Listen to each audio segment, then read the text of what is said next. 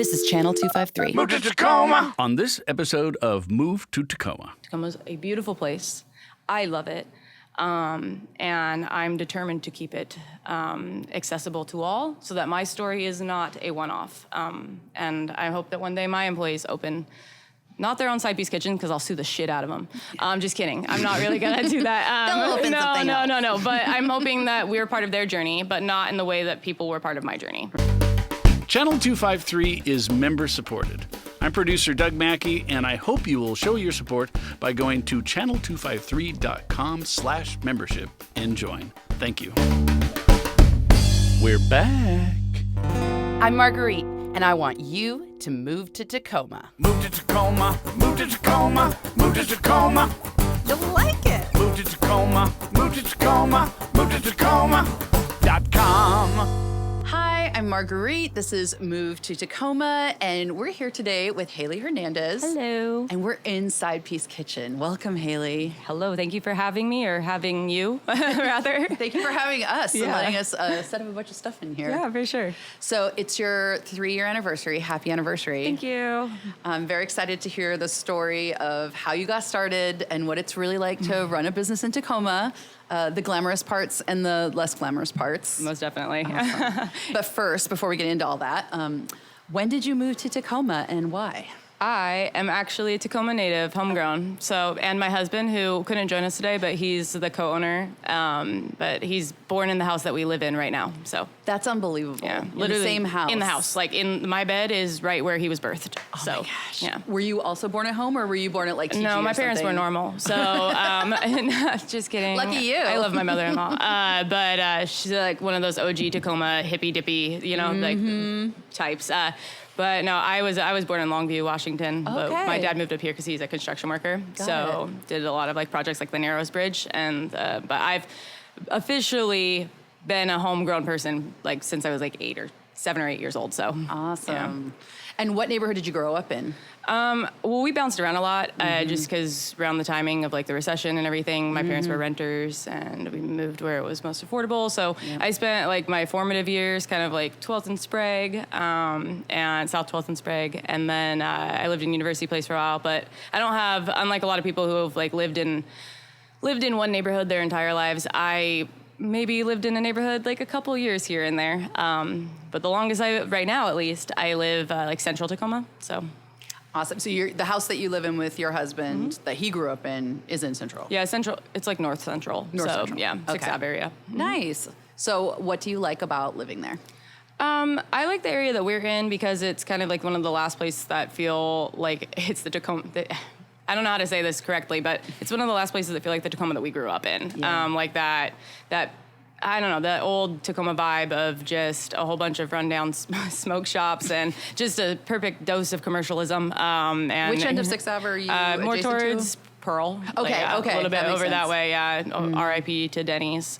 But just enough of like the sprinkled in, I don't know, when I look around, it hasn't changed as much as a lot of the other areas versus when I lived when I was a kid, one of the first houses we lived in was on North 21st and Adams. And that whole area, unrecognizable. I don't remember it at all. I cannot think, it doesn't even look the same. So I'm trying to think North 21st. right by the Adams. power plant. Yeah. Oh, yeah. Yeah, we lived there for like a couple years, and one of the first houses my parents rented. But I like the area that we're in just because, to me, it is, like I said, just the perfect mix. It's gotten just enough of the let's revitalize so I don't hit a pothole and pop my tire, but it's still a little quieter and less touched. So, What's your favorite stuff to do in your neighborhood? hang out at my house. Honestly, That's the best answer. I'm in a really great position because I'm just close enough to 16. So if I wanted to go south, I'm just like the freeway's right there, or highway at least, or go over to Carver. I don't ever do that, but if I wanted to, I could. I feel like I'm just like right in the middle of everything. I'm not too far from anything, and to me, the ability to not have to say, oh, well, I have to go all the way to the north side or all the way to Hosmer or wherever. I really, really like that. Plus, my other favorite things to do is we have a park. So if my dog does want to go walk, he kind of runs the roost of the house. So if he does want to walk, we're right there. And I don't know, if I want to eat local food, I can go down the street to the Tiki Hut. Or if I want to go drunkenly at 2 a.m. to any of the fast food chains, I could do that too. So that's what I like. Perfect balance. Yeah, it is. That's awesome. So how did you get to the point where you were like, I want to be the biscuit queen of Tacoma, like claim my destiny? How did this happen? I don't know if there was ever a point that I had done that. I think like the best way to kind of summarize it is I'm industry born and raised. Like my first job, I worked at Little Holland, Mikey Burger. That was my first restaurant job. My husband, we've been together since we were 16 years old. We went to Mason Middle School together. So we are high school sweethearts. And we both just, we didn't pursue like the college route. I couldn't afford to. He didn't want to because he didn't want to leave me because I'm awesome. And he didn't want to go somewhere out of state. But we both grew up in the industry. I didn't really have many other avenues. So growing up in the industry, working through the industry, being a service worker for eons, you just get burnt out and tired, and you don't necessarily feel like you have a way out. Yeah. And I think it was just one bad. I mean, I could list a resume of places that I've worked even locally that don't exist anymore. And to me, it was getting sick of having to file for unemployment because of a place closed, or being sick of working for the places that do maybe still sustain, that they sustain because they were, maybe not the best employers. So it like pushed me to my point of not taking care of the labor. Yeah, for sure. And so I kind of just got pushed to my breaking point, and I realized after I was working as an executive chef at the time for a local place, and I realized I was giving all of these ideas and my passions and my dreams and everything that I had worked on and my skill set that I had worked on. My husband was working there at the same time. And it dawned on me that why am I doing this for somebody else to profit off of my labor? To me, that was instrumental into what became Sidepiece. It took about a year of convincing myself that I was being taken advantage of, or I essentially like... I don't even know, to realize that the situation that I was in wasn't ideal. So I spent that time researching and figuring out how I was going to do it, because I don't come from a family of money. Right. My parents are construction workers. I'm the oldest of 3 girls, and my dad's a construction worker, not my mom. She's a stay-at-home mom. Me and Dante, we decided to play house the second we turned 18, so we didn't do things like, invest into 401ks. And so I was sitting there at the time, 27, and I had no money. I think I had $300 in my pocket, and I'm like, how am I going to figure out how to do this? Yeah, that's what. How did you do it? I think the best driving force of making something succeed is a scorned woman, and grit and determination. And no lies detected. To me, it was kind of like, it wasn't out of it wasn't out of like desire and this dream to start this biscuit restaurant or biscuit enterprise or whatever. It was out of necessity. Like, if I didn't get out of the situation I was in, I felt like I didn't think I was going to survive. I had just been diagnosed with lupus. I was very sick at the time. I was in nephritic lupus, which is when you're like nearing kidney failure. And it was because I was working 80, 90 hours a week on a $45,000 salary, working 14, 15, 16-hour days. And so out of necessity, I just looked at my husband and I said, hey, I just broken my arm at the time at work and didn't miss a single day. And I looked at him and said, I can't do this anymore. And he's like, I know. And I'm like, I have to figure something out. He said, what are you going to do? I said, I'm going to do this for myself.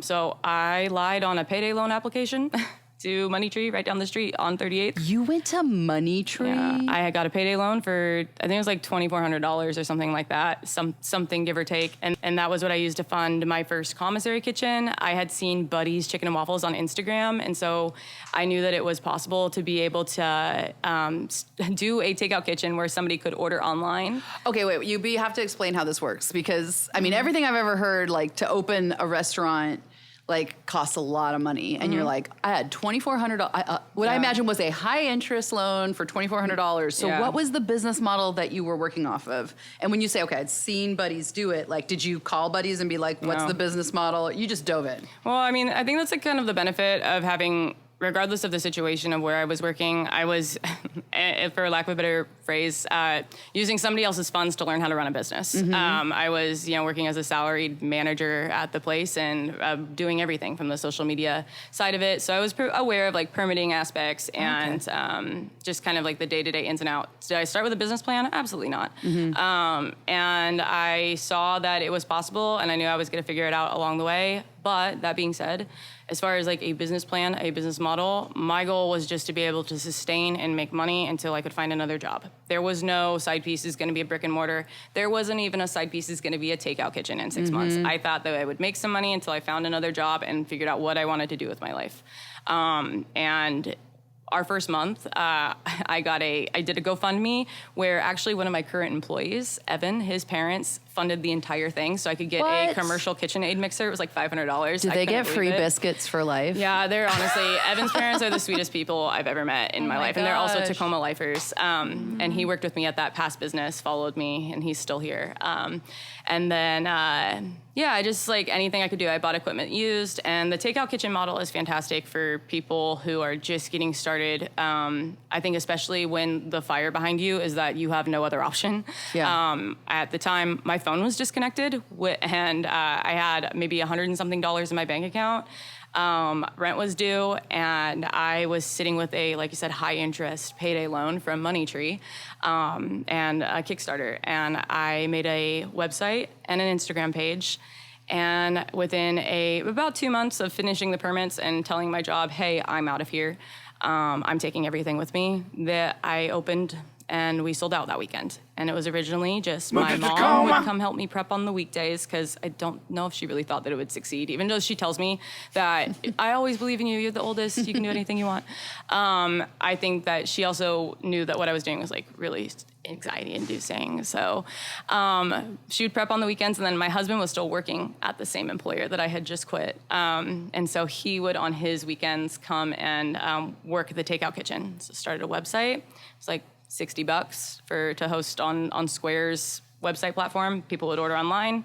I would post the specials that week on Instagram, which cost me zero money. And the bulk of my funds spent up front were in my permitting, which was quite large, in my lease with the commissary kitchen, and then with ingredients. So can you explain for people watching, like, what is a commissary kitchen and how did you find the location so that you could make this happen for so little? So a commissary kitchen is essentially a giant commercial kitchen where all the equipment is commercial grade, and they are held to the permitting codes and laws of the area. You rent a space. It's like a shared workspace. So you rent a space, you get a certain amount of hours, and you can't exceed those hours, and you have a station assigned, and you work out of that kitchen. It's how places that use the farmer's market, or restaurants that are at the farmer's market, or even makers that make things like jerky or juices, any small maker that doesn't have a physical location. So usually it's quite expensive, and in Tacoma, there are not a lot of commissary kitchens. I think the newest one would be Sue's Way, which is over in like South 23rd in Tacoma Avenue, I believe. And then people might be familiar with the Gourmet Niche, which has been around forever. And they're at the end of 6th Ave all the way towards kind of like Titlow area, like Jackson, over by the Tacoma Little Theater. And our Tacoma Musical Playhouse. So that's Tacoma Musical Playhouse, right? Yeah, it is, on 6th and Jackson area. Yeah. Yeah. And I always confuse them. I do too. Yeah, we only have 2 theaters, and I managed to confuse both of them. It shouldn't be hard, and yet here we are. Been here forever. But it's a great way for makers to be able to test out a product, or be able to kind of soft run or even hard launch a business idea for a food-based business without having to have a physical space. And you say it's expensive, but like compared to even like the cheapest restaurant space, like what's the general difference between? All right, so in case someone's listening. Yeah, the difference is with a commissary kitchen is you're based on hours, and you rent everything. Everything's an upgrade. So you only have a certain amount of space that comes with your package. That's all the space you get. If you grow and you need more space, more than, let's say, a couple of shelves in a walk-in and a couple of shelves in dry storage, then you need to rent more. So those costs start to add up. We had started with 40 hours a week is all we were allowed in the kitchen.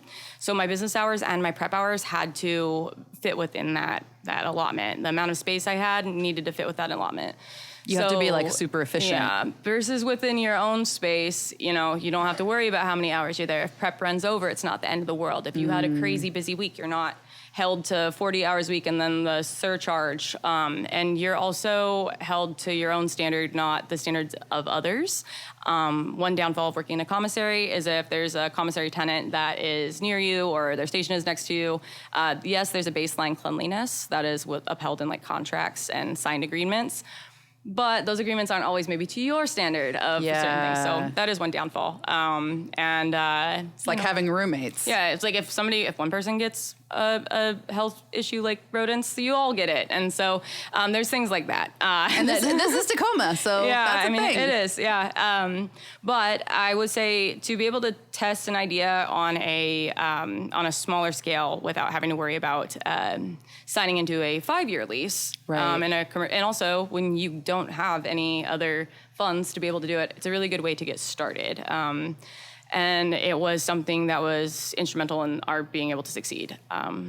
So how long were you working out of the commissary kitchen before you were like, okay, like this is viable. Like this is going to be my business now. So we soft launched as like a test run in May of 2022. Oh my gosh, it was 2022. Oh my goodness. 2022, and we did 1 week, and I knew at that moment that okay, if it's going to be like this, Dante's going to need to quit his job. I can't, my husband. I'm like, I can't have him just here on the weekends.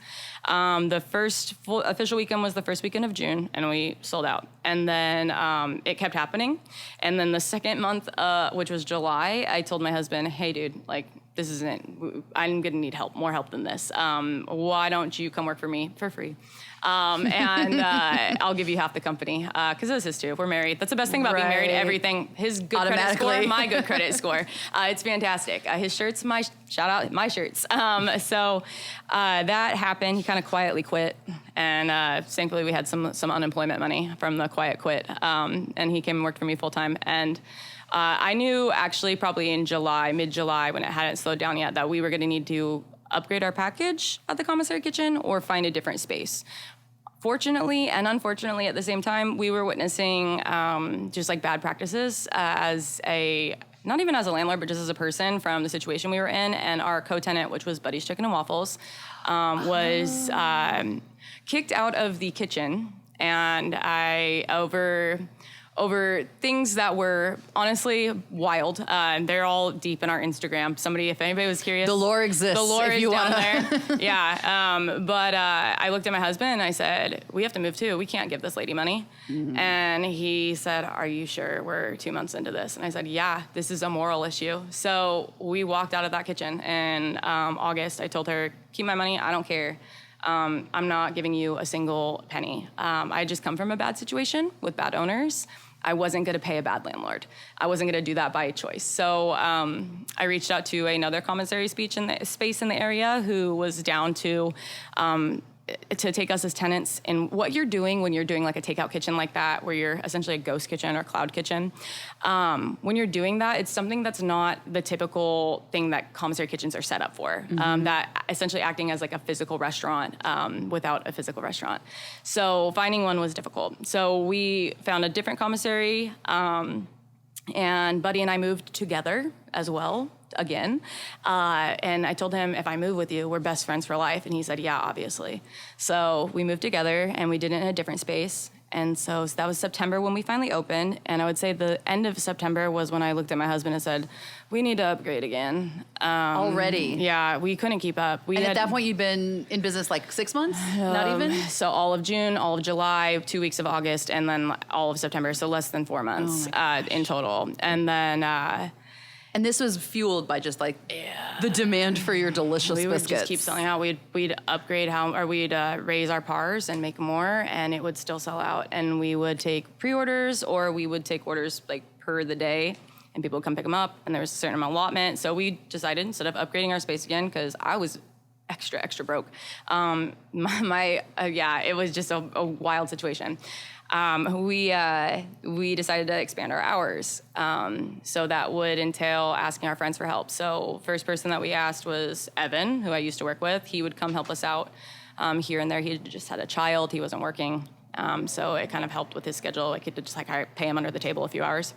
And then October happened, and we continued to get even busier, and it wasn't enough for the three of us, and my mom couldn't keep helping out, so I reached out to another friend of Sidepiece who helped us out with pop-ups. They also worked at our previous employer. And then I want to say January, December was when it really hit the fan that we were way bigger than we ever could have imagined, and we needed a bigger space. So I started looking at other commissary kitchens. Nothing existed that would meet the demand of what we needed or that operated within what we were doing.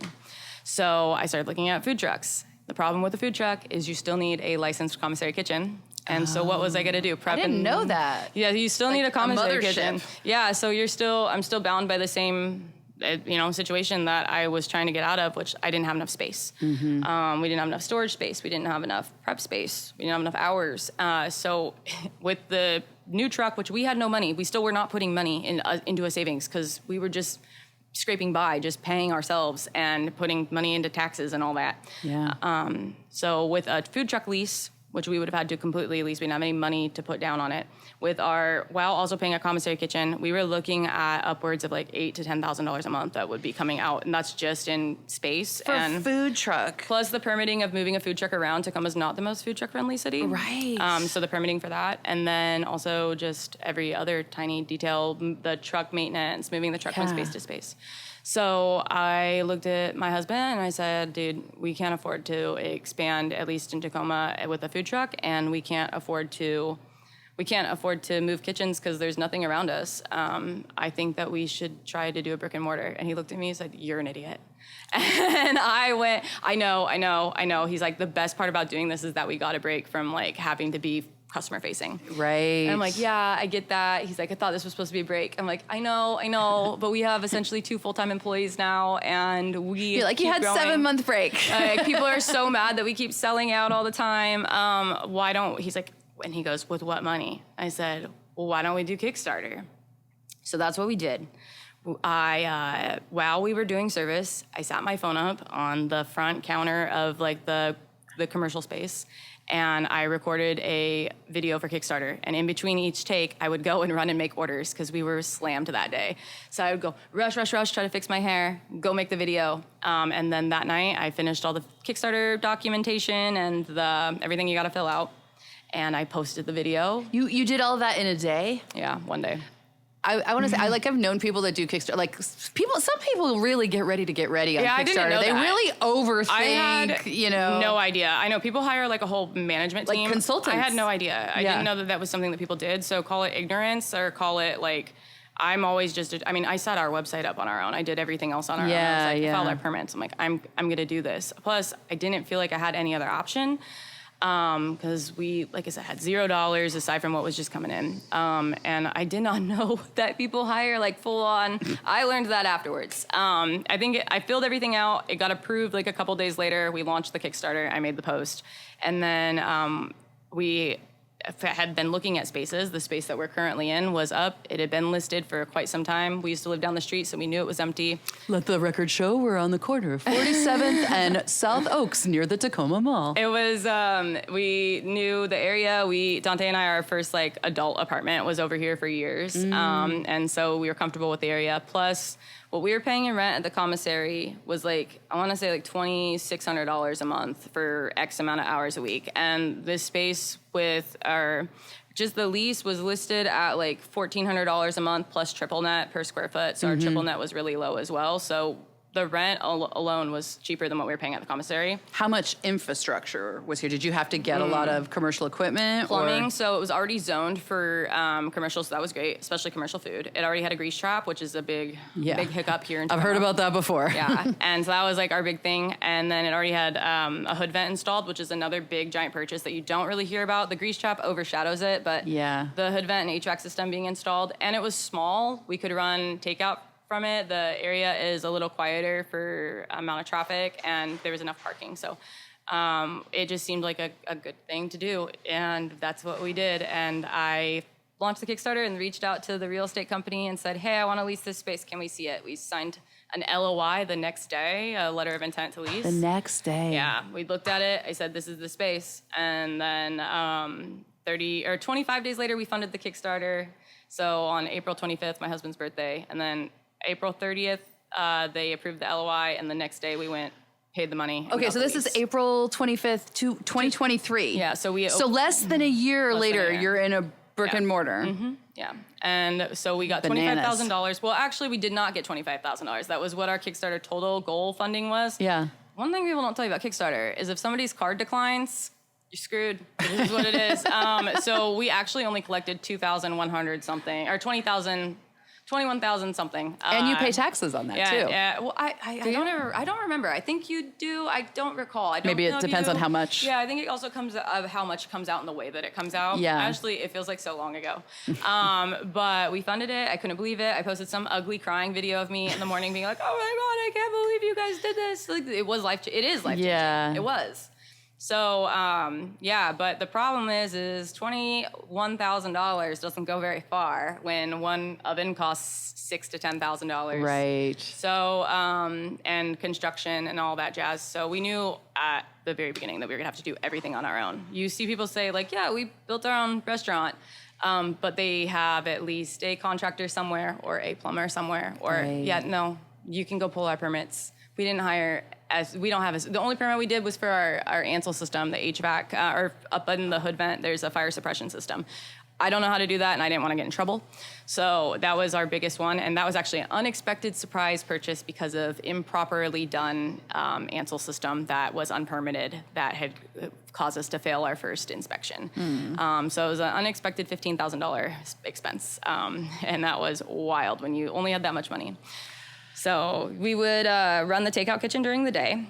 Dante and I think we started the day we got the keys. I brought a sledgehammer in and I hit this wall. And it was the most therapeutic experience of my life. And I remember just sitting in here like crying and being like, I can't believe that this is real.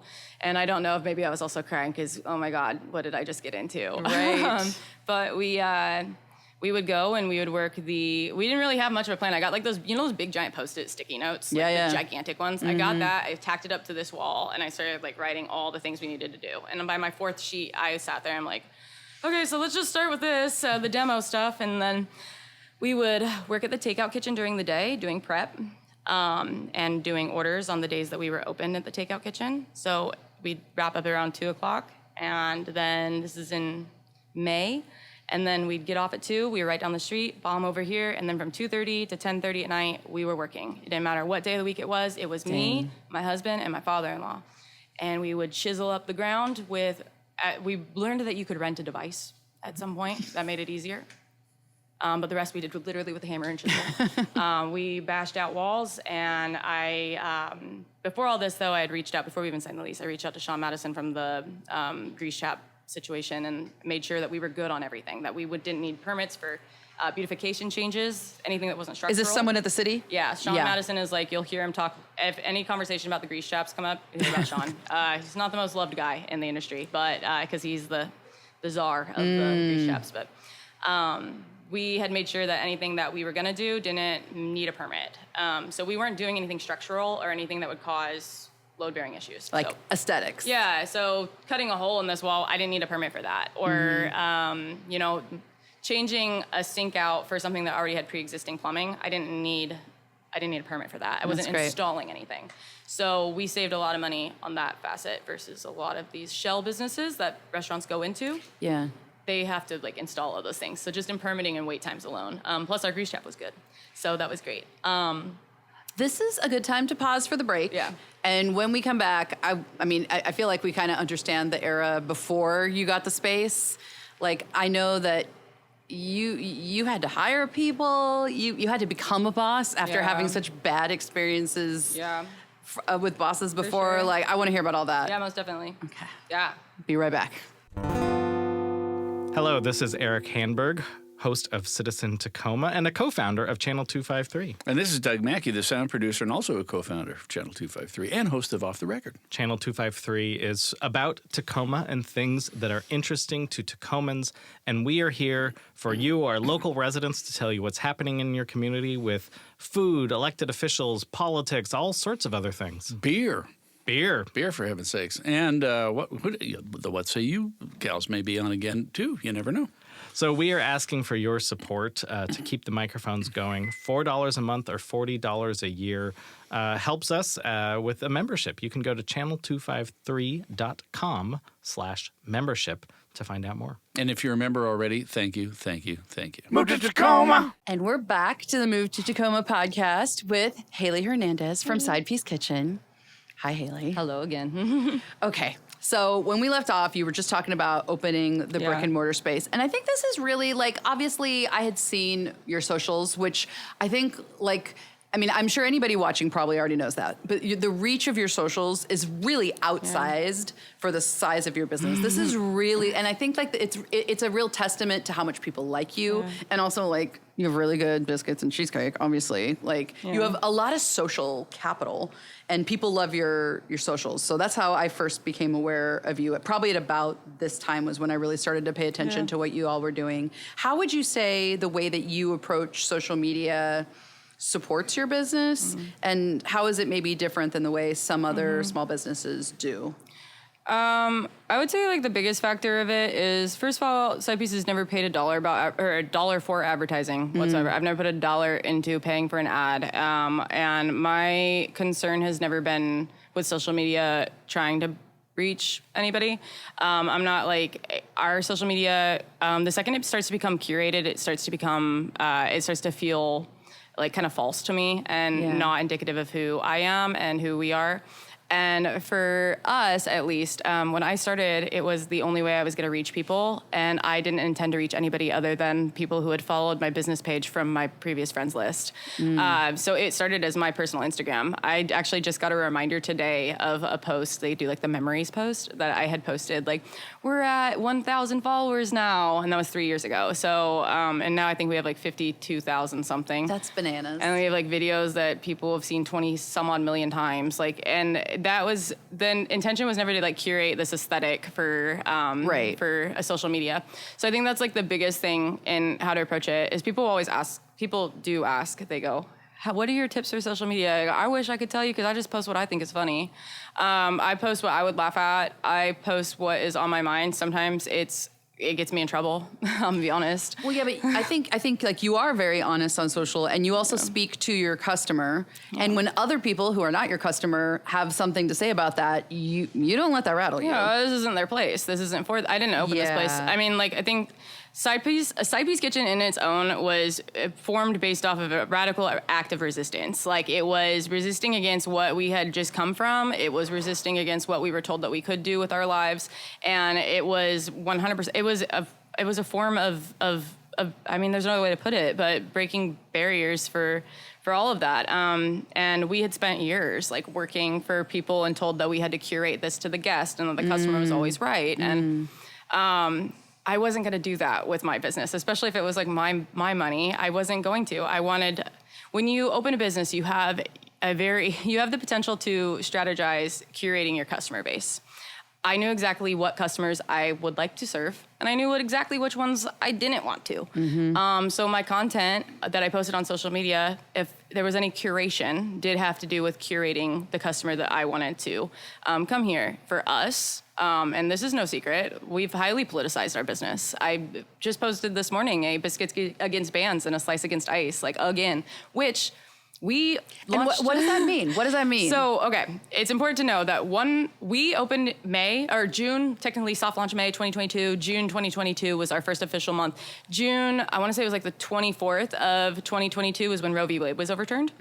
So we'd been open for just a few weeks, and that was when I decided to launch our first ever biscuits against bans, where we donate, at the time it was $1 per biscuit, went to Cedar River Clinics, which is they provide health services like abortion or gender affirming care. Right. And it was a an act of protest of we're going to help raise money for this because this is a woman-owned business. Right. Like to come here and eat here, I'm fueling you. I'm literally feeding you and nurturing your existence. And if you're going to vote against my existence, that's just wild. I don't want to feed you.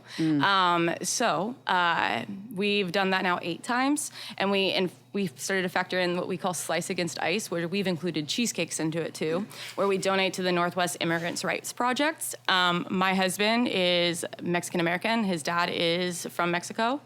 And so that was something that was really, really important to us. We started it in January. No coincidence to why we started it, but in January of this year, right after the inauguration. Yeah. And we donate 50% of all cheesecake sales for the day to the Northwest Immigrants' Rights Project, who does amazing things. So, yes. But yeah, no, we were able to. That was the first moment. People told me when we first opened, they're like, "You're so foolish. Like you're gonna cancel your own business." Who told you that? So many people. Oh my gosh, local business owners. I see you. Look at me now. Local We're business in a owners. new era of business marketing. I think especially, you're not Walmart, right? Like, my God. Even my parents, I think, were a little concerned that I was picking such a heated, aside from political situation in this country, like that's always been a very heated conversation topic. Right. And so that I was choosing to do a fundraiser based off of that. So, but I knew that it was a really good way early on to draw the line in the sand of, hey, this is where I stand. I don't care what you think. Well, and standing up for something, do you find that increases customer loyalty in general? Like, it seems like it would. To me, it wasn't even like, I guess, I would say so, yeah. Just because there's not a lot of places out there, especially we had not even been open in a month yet when we launched our first one. And I think, especially in this area, I think what we have done as far as that is concerned and using our voice for those purposes, I don't think there's a more Tacoma thing that you can do. And I have always been diehard Tacoma. I'll always be diehard Tacoma. I ride for Tacoma in all of its glory and all of its failures. I love this city. I'll never stop loving Tacoma. I've traveled all over, and I could never leave here. And I think a lot of us that are OG homegrown Tacomans have, in a way, felt pushed out in so many ways, which is a whole other issue. And to see, Tacoma's always been gritty, and Tacoma's always been, we've always done things that are a little off the cuff or a little, whatever. So I think it you're not upsetting anyone's sensibilities with this. Yeah, no, I mean, I honestly, to be frank, I don't really care. I thought like, okay, well, if anybody agrees with it, then they agree with it. If they don't, then the OG way is like, they're just not going to support us, and that's okay.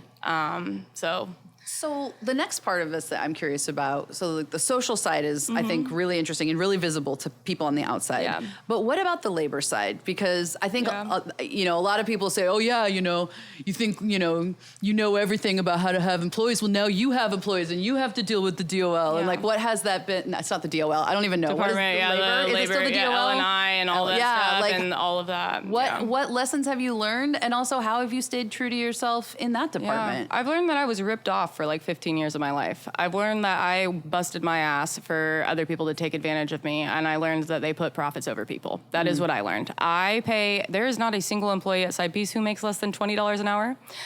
Every single one of them is on an equal tip pool. All of my employees have health insurance and dental care. We've been open. Everybody has health insurance and dental? If they wanted it. I didn't force anybody. Right. But if they wanted it, they got to pick their own healthcare plan. When I said, I want to offer you guys health insurance, I gave them the options and told them, what do you guys want out of a plan? It wasn't this is the cheapest plan that money can buy. Right. Anybody who works over 40 hours a week and has been here and since the beginning, they have their health insurance is all covered 100%. We pay for all of it. They don't have to pay a cent. Everybody else, it's like a 60-40 split. We pay time off outside of just the statewide mandate of like sick pay, which is 40 hours. We also have a company policy, which our base employee gets 40 hours of PTO a year that they can use however they like, in addition to the 40 hours of sick pay. And then managers get an additional week as well. So that's a week of paid time off. Sick pay, and then a week of company paid time off as well. Wow. So like a person could take a vacation or take care of their sick kid. Or if they want to go home early one day and use PTO for... And it's paid. It's paid 100% at their standard rate. And then anytime that we close as a business, I told them when we first opened, when we sat here in the same spot, and I said, any day that I don't want to be open, that I wouldn't work. I would never ask you to work. And if we don't work it, I don't think you should lose money over it. So they also get paid. So I'm not working 4th of July. I like to get drunk that day. I would feel weird if they lose, 10 hours or 8 hours of their day or of their pay. So if it's an additional holiday that we're closed, we pay them additional as well, outside of that 40 hours of PTO that they can take at any time. We treat our employees very well. So when I say that I feel like I was lied to for years, I am doing fine. We are doing fine as a company. Our margins are fine. And I think a lot of that is because I'm here and I work every day. Right. And I opened a business. It's not that I opened a business to sit behind a desk and play business owner. I opened the business to give myself a job. And because I gave myself a job and I'm here working, those additional, I didn't want to get rich off of this. I just wanted to make an employer for myself. And I wanted to change and give the industry that we work in back to the people who actually run it, not the people who make profits off of other people's labor. And so what is the relationship like with you and the employees? Like, what's the vibe I think as a result of that? For sure. I think a really good way to put it is that every single employee that started here almost 2 years ago still works here. Every single one? Aside from my sister.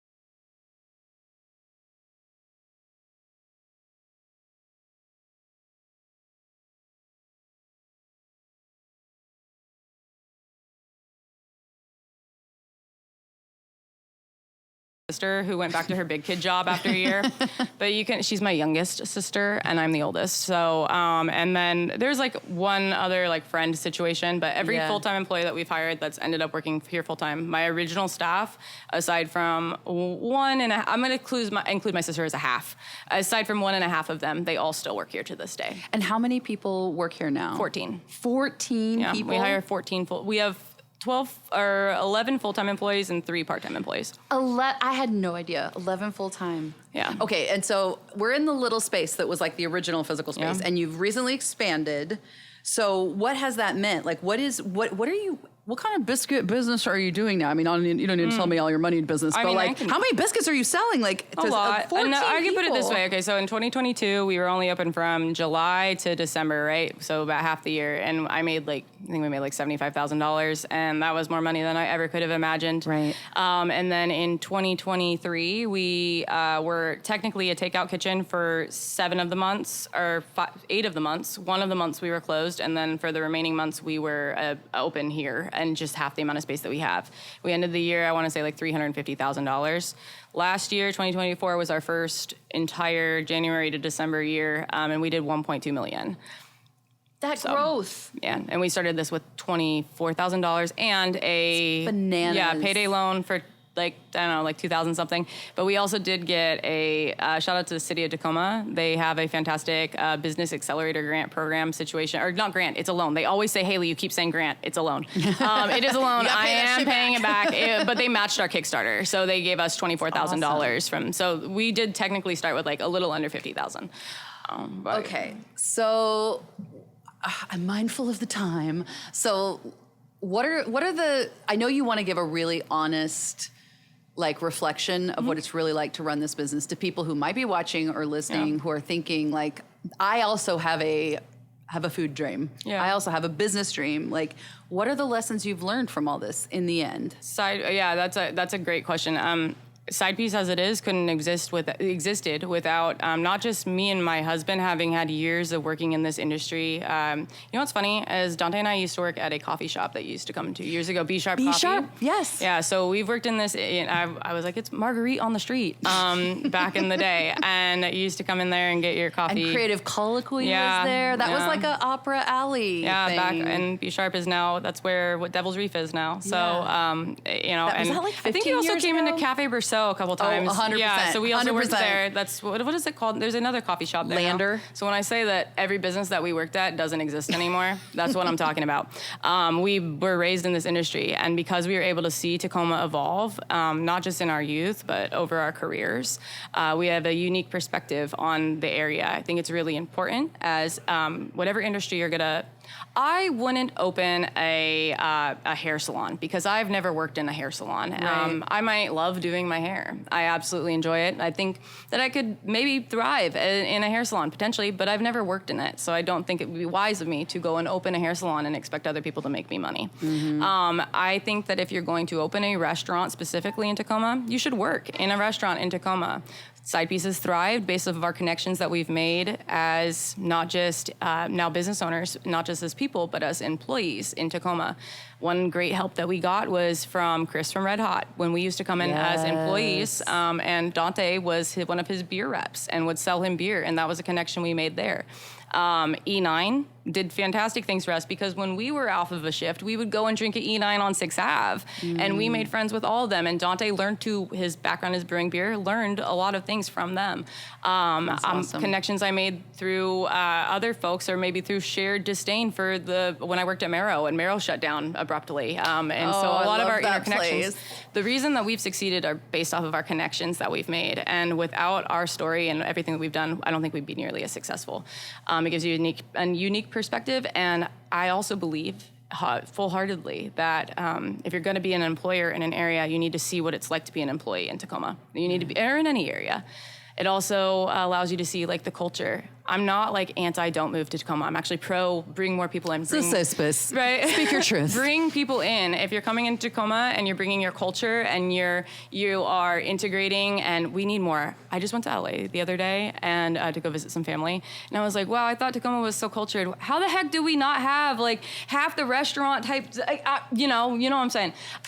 We have some room for please growth. Bring more things here. Open restaurants here. I would say like move to Tacoma if you're cool. Yeah, I mean, you're not gonna ruin it. Integrate. Move to Tacoma. Can we if just you're, keep snatching the best people that can't live elsewhere? Can we just keep taking the best? I think it's really important in opening a business, moving to an area, is to understand that the place that you're moving isn't a blank canvas. It's not something to be repainted. There's a culture that exists there already, and it's not up to you to determine how that culture should change based off of your comfortability. There is kind of a vibe sometimes where entrepreneurial folks will move into Tacoma and be like, what an undiscovered land. Yeah, what untapped potential. And it's always very irritating. No, it's frustrating because it's undiscovered to you. Yeah. I was, and people be like, this needs to change, that needs to change. I was Settle we in a were all little fine bit. with it for years. Yeah, maybe. Magoo's doesnand need to have a white paint job with black outline on it. Like, I'm fine with it smelling like pee. I'm totally okay. Sorry, Magoo's. And there's a lot of things that have existed here for years that make Tacoma exactly what it is and are the foundation of the people who have built this city. I think Nico Case and her thrice All-American song, I say it best. And I feel like that if Tacoma had a national anthem or a city anthem, that's it. And it's like the people who built it, they loved it like I do. And building this city isn't just people who are homegrown, who have been here forever. Right. Building this city is people who are putting into it an energy that when you come here and you see it and you love it and you want it to grow and thrive, and that is like important. So yeah, dealing with like the Department of Licensing or the LNI, come here and be an employer and see why we love to be here. Hire people from here or people who are going to build it up and make it the best version of Tacoma that isn't a blank canvas. It only gets better if it's better for everybody. And I Yeah, think this for is sure. where we're hitting a lot of friction, right? Is it's not better if it's too expensive to live here, and it's not better if you can't make enough money Tensions to are high. Yeah. I mean, I have Evan, the same employee who's been a friend of ours for years who we've worked with and who is now an employee of mine. Evan just bought a house. I'm telling all his business. Evan just bought a house. Evan has lived in Tacoma his entire life. His parents live in Tacoma. Dante and Evan went to Stadium together. Yeah. Evan just bought his first house for his growing family, and Evan bought a house in Lakewood because Evan couldn't. I don't know. Evan couldn't afford Tacoma. I don't know if I'm supposed to say that. Tacoma's expensive. But it's expensive. I couldn't afford Tacoma. I play Zillow all day long, and I go, Dante, what do you think about this one? Oh, well, our payment would be $7,000 a month. The people who built this city can't live here anymore. Right. They can't afford to live here. Right. So people need to understand when putting a business here or moving here, they understand how that affects the people who built the place that they're going to call home. And to me, as a business owner, that's crucial. This isn't, owning a business in Tacoma or anywhere, not just in Tacoma. You have a duty to make sure that you understand how you're going to fit within the fabric of that community. Yeah. This isn't a Pinterest board. This isn't, owning a business is certainly not. I pull my hair out and it threatens my marriage all the time. It is very, very important to understand how you're going to affect the community around you. And if you're bringing something in that does have the possibility to gentrify or, make it, to not be it was really important for us to feel like the people of this area could still afford to come and eat here, but affecting the community in which you're moving into, and not just seeing it as the rent is great here and the parking is fantastic. Right. It was really important for us to be able to essentially to make sure that we were integrating within the fabric of this area without changing it, without asking for more of it, and accepting it how it came and how we entered it. And there's a way to beautify and to improve upon without affecting the cultural situation in this area. So there's that. And one other way that we knew we could do it was by giving back to the community that built this area. So by things like Biscuits Against Bans, or going and yelling at city council meetings. They're sick of me. Or making posts that could definitely be seen as politicized, or talking about how areas of Tacoma are forgotten while other ones get street fairs. And so I think anybody that opens a business here needs to take into consideration that I'm watching you 100%. You don't have to worry about the community. You have to worry about me, because I'm the most critical of new Hailey and her businesses. 50,000 Instagram followers. I'm highly critical of new businesses that come here. I think that if you come here as a career owner, and you're going to employ people who don't necessarily have a chance to become career owners ever. That was never something that was given, an opportunity was given to them. I'm highly critical of those people, and I want to see how they move within Tacoma. And are you asking for security guards to sit in your parking lot, or are you asking to make sure that people are being paid a living wage? Because I know, and I see every single one of you. So there's that.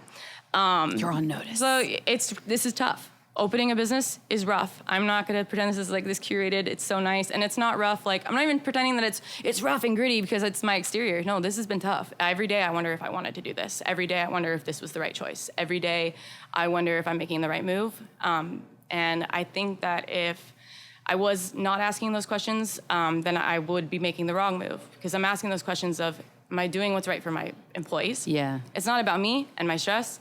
Every time I post something, I'm worried about how it affects my employees, how it affects the business, because this is their livelihoods. And I think every business that moves here needs to ask that.